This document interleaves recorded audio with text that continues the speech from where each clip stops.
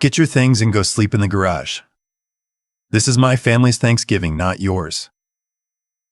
My son-in-law said those exact words to me while I stood in my own kitchen doorway, holding a ceramic dish of sweet potato casserole I had spent 2 hours making from scratch. He was 38 years old, wearing a pressed flannel shirt I had never seen before, standing in my dining room like he had built every wall in the house with his own 2 hands.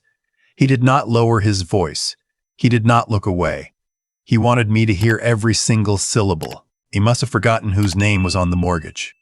I set the casserole dish down carefully on the counter. I took off the oven mitt I was wearing and folded it over the cabinet handle. And then I did something that changed everything for everyone in that house. My name is Harold. I am 67 years old. I spent 34 years working as a structural inspector for the county highway department, and before I tell you what happened that November, I need you to understand something about the kind of man I am. I have never in my life raised my voice at a family member. Not once. My late wife Eleanor used to say that my greatest strength was also my greatest weakness. I was the kind of man who believed that patience and time would eventually fix everything. She was right about the patience. She was wrong about the everything. For 3 years, I had been allowing my daughter and her husband to live in my house on Birchwood Lane. 3 years of free rent, free utilities, free groceries. 3 years of watching my son-in-law park his leased pickup truck in my driveway while he told anyone who would listen about the business ventures he was always just about to launch. 3 years of watching my daughter, the child I raised alone after Eleanor passed, the girl whose college applications I proofread at the kitchen table at midnight, slowly disappear behind the personality of the man she had married. His name was Conrad, and on that Thanksgiving afternoon, with my grandchildren playing in the backyard and his entire extended family seated at my dining room table eating food I had purchased and cooked, he looked me in the eye and told me to sleep in the garage. I did not sleep in the garage. I walked to the front hallway, put on my wool coat, and drove to a diner on Route 9 that I knew stayed open on holidays. I ordered black coffee and a piece of apple pie I barely touched. I sat in the corner booth and opened the banking app on my phone to check whether my direct deposit from my pension had cleared. It had not cleared. That was normal for the holiday. But something else on the screen was not normal at all. The savings account I kept separately. The one I had opened the year Eleanor died. The one that held $74,000 in life insurance money I had promised myself I would never spend. Money I was holding for my grandson's future. Showed a current balance of $214. I read that number 3 times. I turned the brightness of my phone all the way up and read it again.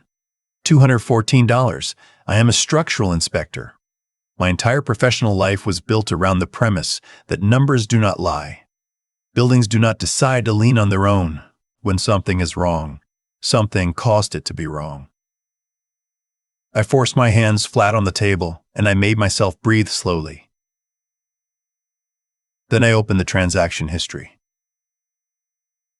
4 days earlier, on the Monday before Thanksgiving, a wire transfer had been initiated from my savings account. The full amount, every dollar except what the bank required as a minimum balance, had been sent to a real estate holding company I had never heard of, with an address in a city 2 hours away. I sat perfectly still in that diner booth for a very long time. The Thanksgiving confrontation had not been spontaneous.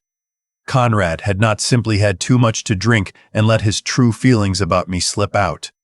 He had needed me out of that house. He had needed me distracted, humiliated, and emotionally off balance for the holiday weekend. He had needed me not to look at my phone, the casserole dish, the oven mitt folded over the cabinet. Conrad pointing toward the garage. It was theater, all of it, carefully staged to make me too angry and too heartbroken to notice that my life savings had just been quietly stolen 4 days before I was supposed to find out. I did not go back to the house that night. I booked a room at a small inn off the highway exit and sat on the edge of the bed until 3 in the morning, making a list on a legal pad I found in the nightstand drawer. When I was done making the list, I made a phone call to the only person I trusted completely. Her name was Judith. She was a real estate attorney, 64 years old, the same age as Eleanor would have been. She and Eleanor had been college roommates, and after Eleanor died, Judith became the closest thing I had to a sensible person in my life. I had helped her and her husband move into their house on Cedarwood Drive 11 years ago. I had shoveled her driveway the winter after her husband passed. She answered my call on the third ring at 3 in the morning on Thanksgiving night, and she did not say a single word about the hour. I told her everything: the wire transfer, the holding company, the amount, the date. She listened without interrupting, the way Eleanor always said a real lawyer listens, and when I finished she was quiet for exactly 4 seconds. Then she told me to be at her office at 8 the next morning. Judith's office smelled like old books and the specific brand of hand lotion Eleanor used to keep by the kitchen sink.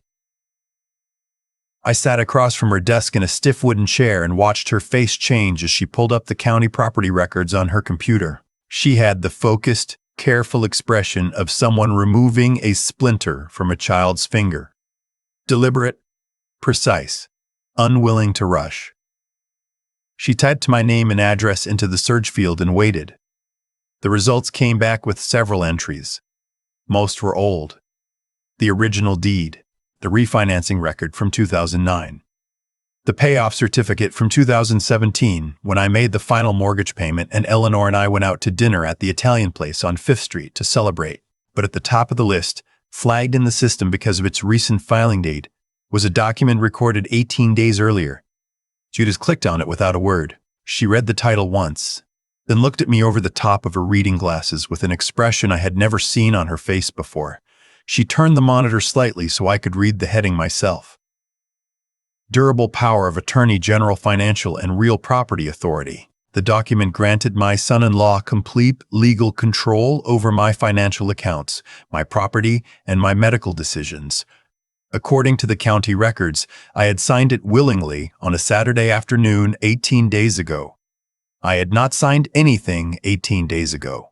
18 days ago, I had been at my grandson's soccer tournament in Millfield, standing on the sideline in the October cold, cheering until my throat hurt.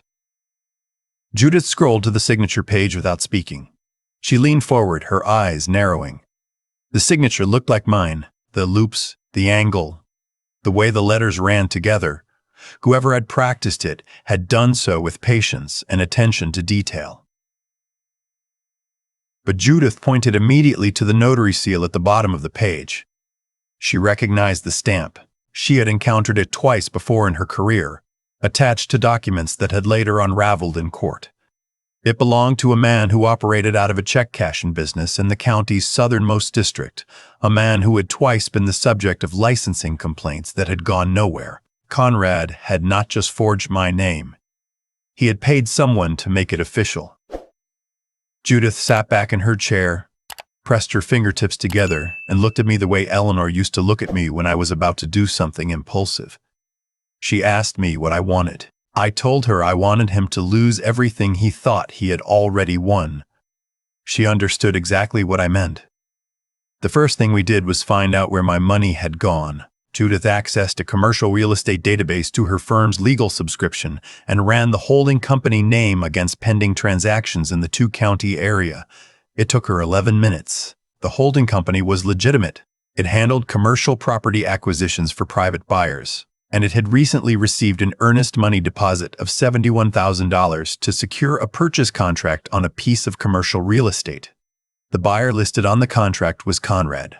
Judith pulled up the full listing. It was not a family home. It was not a sensible investment property.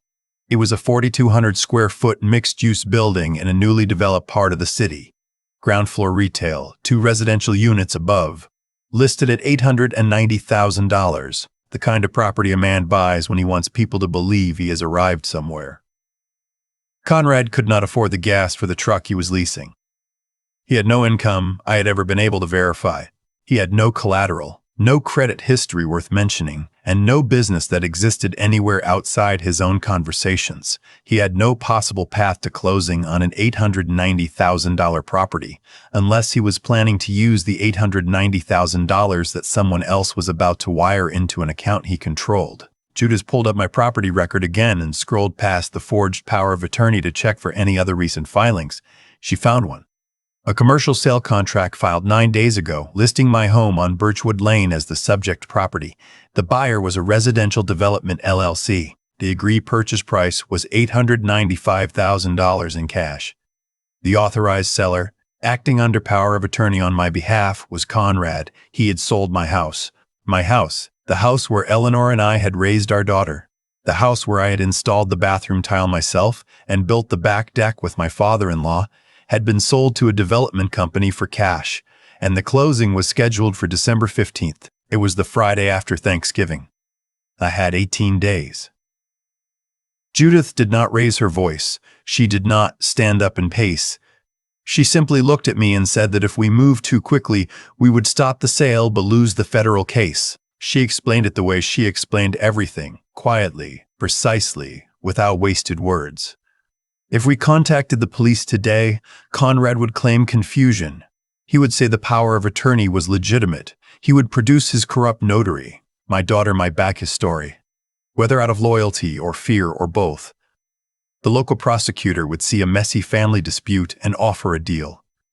Conrad would receive probation. The sale would be unwound, and 6 months later he would find another angle. But if we let him walk into that closing on December 15th and sign the final transfer documents using a forged power of attorney to move $895,000 across banking lines, that was federal wire fraud. Mandatory minimums. No quiet family settlement. She told me the revocation of the power of attorney could be filed through the state registry without notifying Conrad. We could pull the legal authority out from under him like a tablecloth from under a set of dishes, and he would not feel it until the moment everything came crashing down. We drafted the revocation document in her office that morning. She printed it on her firm's watermarked paper, and I signed my name, my actual signature. Steady and deliberate, while she watched. She pressed her notary seal into the page and logged the document into the expedited state filing portal reserved for licensed attorneys. We received a confirmation number within 4 minutes. The forged power of attorney Conrad believed was his master key to my entire life was now a worthless piece of paper. He just did not know it yet. I drove back to Birchwood Lane that afternoon and parked 2 houses down. I had called Judith from the inn parking lot earlier that morning to tell her about a man I had met through the county assessor's office years ago, a retired investigator named Stanley who had done quiet work for several attorneys in the region. She had used him herself. She gave me his number. Stanley met me at a coffee shop near the highway 2 days later. He was in his late 50s, compact and quiet, the kind of man who listened more than he spoke. I gave him the address of the commercial property Conrad had tried to purchase with my money and asked him to find out everything that was actually happening there. He called me 4 days later and asked me to meet him in a parking structure downtown. The manila envelope he handed me across the center console of my car contained 16 photographs taken with a long lens over 3 days of observation. I looked at the first photograph and felt the specific kind of cold that has nothing to do with temperature. Conrad was not buying that property for his family.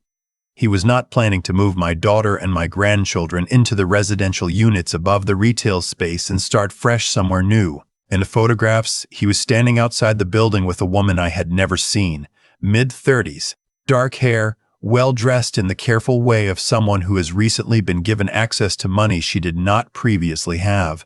In the third photograph, he had his hand on the small of her back. In the fifth, they were reviewing documents together at a folding table inside the empty retail space, and she was pointing at something on the page while he nodded with the satisfied expression of a man who has nearly finished a project. Stanley told me her name and how long the relationship had been going on. He had pulled the building permit applications, which listed 2 intended permanent occupants. One was Conrad. The other was the woman in the photographs. My daughter's name was not on any document connected to that building. Conrad had not been planning a fresh start for his family. He had been planning a replacement. He intended to sell my house, take the cash, close on the commercial property with his girlfriend, and walk away from my daughter and her children without a conversation, without a warning, and without $1 to their names. My daughter did not know. She could not have known. I thought about the way she had stood next to him at Thanksgiving, not saying anything when he told me to sleep in the garage. And I understood now that what I had interpreted as complicity was something more complicated. A woman who had learned to be very still when the man she was afraid of was performing for an audience. I made a decision that surprised even me. I was going to tell her. Not yet. But before the closing, she deserved to know what she had been covering for. The 2 weeks that followed were the longest of my life. I returned to Birchwood Lane and played the role Conrad expected. I moved slowly. I ate my meals quietly in the kitchen while he and his family used the dining room. When he stopped me in the hallway one evening and told me, with genuine pleasure in his voice, that he had finalized the arrangements for me to move into a senior living community in the next county, I nodded and said that I appreciated him handling the details. His smile in that moment was the smile of a man who believes he has already won. I watched him pack boxes. Not my boxes.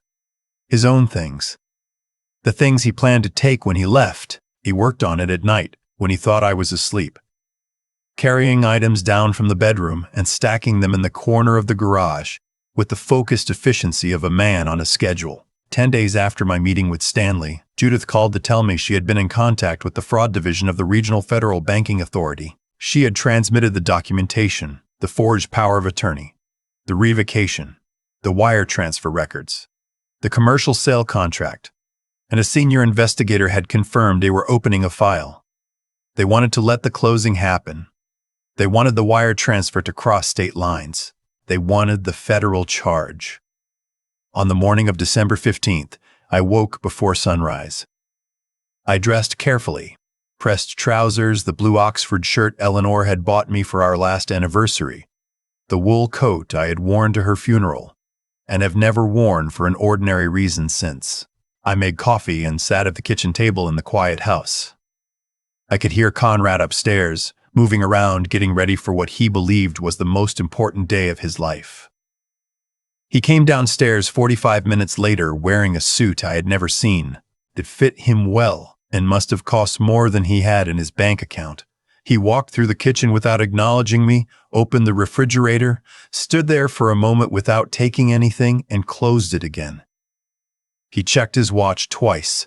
He was vibrating with contained energy. Not nervousness exactly, but the specific electricity of someone who has been waiting a very long time for a locked door to finally open.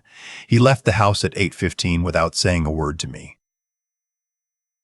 I finished my coffee, then I picked up my phone and called my daughter. I asked her to come down to the kitchen.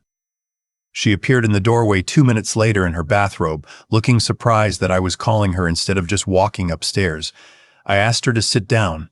I told her I needed to show her something before she heard about it from anyone else. I laid the surveillance photographs on the kitchen table. I did not say anything. I let her look.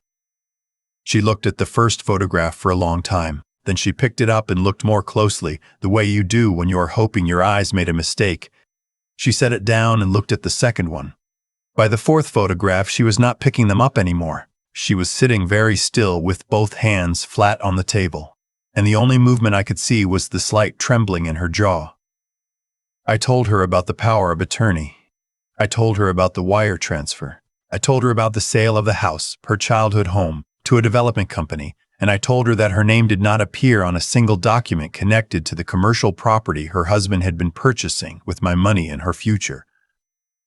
She did not cry immediately. She sat in the silence of the kitchen where she had eaten breakfast as a child, and she was very, very quiet. Then she looked up at me and asked in a voice I had not heard from her since she was small, whether I had known for a long time. I told her I had found out the week of Thanksgiving. I told her I had waited because I needed the situation handled in a way that could not be undone. She asked what I meant. At that exact moment, my phone rang. It was Judith. She told me that the closing had proceeded. Conrad had signed the transfer documents using the forged power of attorney. The $895,000 wire transfer had been initiated. It had crossed state lines and hit the hard freeze Judith and the Federal Banking Division had put in place 3 days earlier. The funds were confiscated. The federal agents who had been waiting outside the title company had made contact. Conrad was currently being detained. I put the phone down and looked at my daughter. I told her it was over. She put her face in her hands. She did not make a sound for a long moment, and then she cried in a way I had not heard since the morning we buried Eleanor, a grief that came from somewhere very deep. The kind that surfaces when the thing you have been holding yourself together around finally gives way. I did not tell her it would be all right. I do not believe in offering comfort that I cannot honestly promise. I moved my chair around the table and sat next to her and put my hand over hers and stayed there. 40 minutes later, a car pulled into the driveway. Through the kitchen window, I could see Judith getting out of the driver's side and two men in dark coats getting out of the back. My daughter saw the car and looked at me. I told her she did not have to be there for this part. She stayed. They did not have to wait long. 18 minutes after Judith and the investigators arrived, a second car came down Birchwood Lane going faster than the speed limit warranted, and Conrad pulled into the driveway without fully braking before the vehicle stopped. He was out of the car and moving toward the front door before the engine was off. He had clearly just received a call from the title company's closing officer. His suit jacket was open. His face was the color of old ash. He stopped when he saw Judith standing in the front hallway. He stopped again when he saw the two men flanking her. And then he looked past them into the kitchen and saw me sitting at the table next to his wife. And something in his expression changed in a way I will not forget. It was not anger. It was not even fear. Not yet. It was the specific look of a man who has run a very long calculation in his head and has just arrived at a sum he was not expecting. He tried anyway. He always would have. That was his nature. He straightened his jacket, composed his face into something reasonable, and began explaining to the investigators that there had been a significant misunderstanding at the bank, that he had acted entirely with my knowledge and my blessing, that I was an elderly man whose memory had become unreliable, and who had authorized everything he had done in writing. He looked at me when he said it. He was asking me, with his eyes, to go along with it one more time. I looked back at him and said nothing. One of the investigators stepped forward and informed Conrad that the power of attorney he had used to execute the sale was registered in the state system as revoked, had been revoked, in fact, for 17 days. Every transaction he had conducted after the revocation was executed without legal authority. The wire transfer that morning had crossed federal banking lines using fraudulently obtained authorization. He told Conrad the specific charges and the specific sentencing guidelines. Conrad's face went through several expressions very quickly, the last of which was the one I had been waiting 3 weeks to see, the face of a man who understands that the thing he believed was a door was actually a wall. He turned to my daughter. He opened his mouth. I do not know what he intended to say. An explanation, an accusation, a last attempt at something, but she was looking at the kitchen table and she did not look up. They took him out through the front door. I listened to the car back out of my driveway. My daughter was still sitting at the kitchen table when the sound of the engine faded down the street. The house was very quiet. She stayed for 3 weeks after that, long enough to find an apartment near her sister-in-law that was within the school district, so her kids did not have to change again. I helped her move. I drove the second load myself, the boxes with the kitchen things and the children's books, and when we carried the last of it inside her new apartment and set it on the floor, she hugged me in the doorway for a long time, without saying anything. I do not know if what she felt was gratitude or grief or both. I suspect it was the particular mixture of feelings that comes when someone you love tells you a truth you were not ready to hear and turns out to have been protecting you all along. Conrad's federal case moved through the system quickly because his attorney advised him that the evidence was not the kind that generates reasonable doubt. He accepted a plea agreement in early spring. The sentence was 9 years. The $74,000 that had been wired to the holding company was recovered and returned to my account, minus the fees the bank charged for the recovery process, which Judith is currently contesting. The sale of the house was voided. The development company was not happy, but Judith informs me that their contract explicitly carried risk provisions for title disputes, so they are unhappy in the way that large companies are unhappy, loudly, and then quietly. I repainted the back bedroom that spring, not because it needed it, but because I wanted to. I bought a different color than it had been, a soft gray-green that Eleanor had once pointed to in a paint store and said she liked, and I painted it myself over 2 days with the windows open, even though it was cold. The morning I finished, I made coffee and sat at the kitchen table and looked out at the backyard. The oak tree I planted the year my daughter was born had gotten very large. The branches were bare still, it being early spring. But I knew from 34 years of watching that tree that it was fine. The roots go deep on an oak. You can cut branches back, you can have a bad winter, and the tree that comes back in April looks exactly like the tree that was always there. I have learned some things from what happened, and I want to say them plainly because I think they are true. Patience is not the same thing as permission. For years I absorbed things that should not have been absorbed under the belief that endurance was a form of love. It is not. Love that requires you to disappear is not love. It is a transaction, and a fraudulent one. Your kindness is not a weakness, but the wrong people will treat it like one. The only answer to that is to stop letting the wrong people inside your house. I mean that both literally and not. And the last thing, protecting your children does not always look like protecting them. Sometimes it looks like letting them see the truth about the person they have chosen, even when that truth is going to hurt them in ways that take years to heal. My daughter needed me to show her those photographs. She would not have believed the words. She calls on Sundays now. The children come over on alternating weekends and we watch old movies, and I make the sweet potato casserole that never made it to the table that Thanksgiving. My grandson told me last month that it was his favorite food. I did not tell him where the recipe came from. Some things you hold on to quietly, and that is fine. The house on Birchwood Lane is still mine. The deed says so, and this time, I have made certain that the deed is the only document in the county records with my name on it. If you have ever felt invisible in your own home, I hope you will leave a comment below and tell me where you are listening from.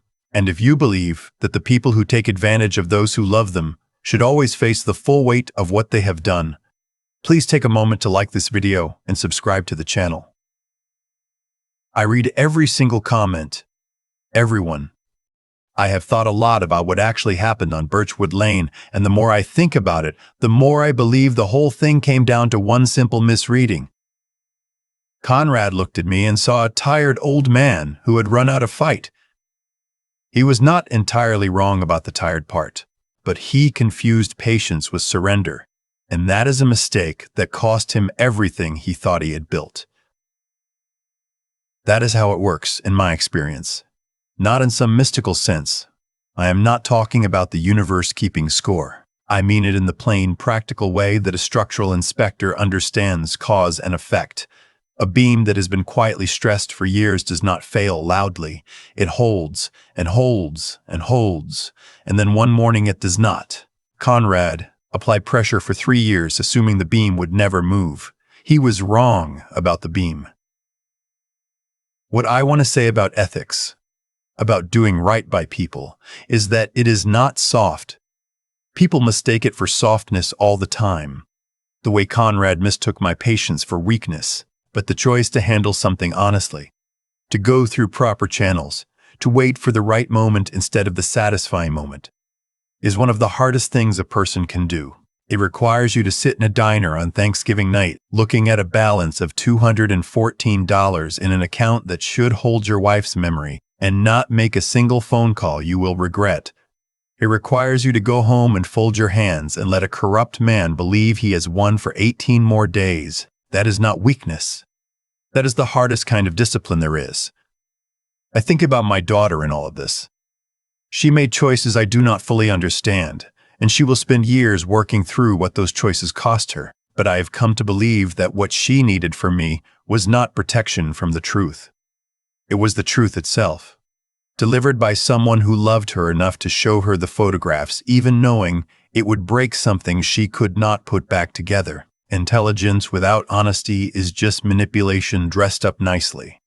What I hope she takes from all of this is that real clarity, the kind that actually helps you rebuild, only comes when someone refuses to let you keep believing a comfortable lie. As for the courage part, I am 67 years old.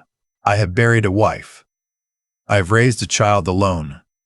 I have inspected bridges in February weather for 3 decades. I do not think of myself as a particularly brave man, but I have learned that courage is almost never the loud thing people imagine it to be. It was not loud when I drove to Judith's office the morning after Thanksgiving. It was not loud when I sat across the kitchen table from my daughter and laid down the photographs one by one. It was just a decision, made quietly, to not look away from something difficult. Conrad is serving 9 years. The house on Birchwood Lane still has my name on the deed. My grandson tells me the sweet potato casserole is his favorite food. These are the facts of what happened, and I think the facts tell the story better than any lesson I could attach to them. If you have ever been treated as though your patience was an invitation, I hope this story gives you something useful. Not comfort exactly. I do not think comfort is what any of us actually need. I think what we need is to see clearly that the people who mistake kindness for weakness are always wrong, and that the only real answer is to prove it.